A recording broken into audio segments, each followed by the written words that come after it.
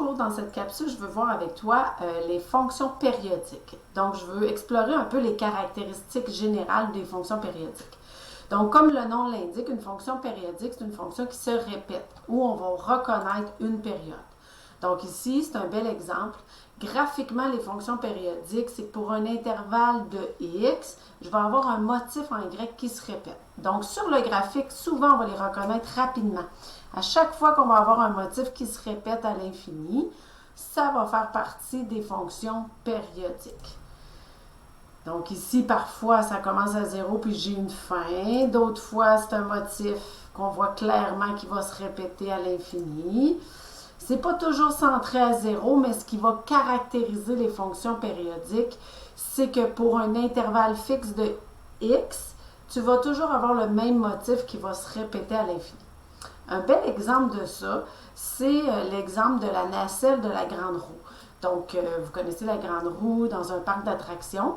Si on regarde la hauteur de la nacelle par rapport au sol, donc par exemple, ici, on voit que sur mon graphique, au départ, la nacelle est à 2 mètres du sol. Puis ensuite, elle suit toujours le même pattern. Donc, elle va monter. Donc, la hauteur de la nacelle va augmenter par rapport au sol. Et ensuite, elle va revenir à son point de départ qui était de 2 mètres.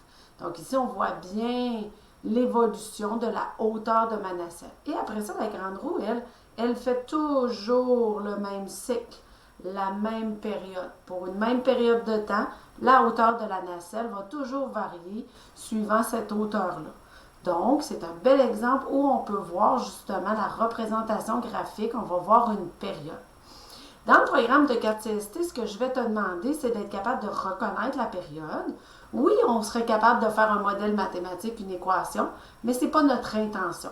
L'intention, c'est que tu sois capable de reconnaître que ce graphique-là fait partie des fonctions périodiques et je vais te demander par la suite de reconnaître la période et d'être capable d'évaluer une valeur, par exemple, dans un intervalle de temps qui n'est pas sur le graphique, mais que tu vas être capable, à l'aide de ta période, de te projeter dans le temps.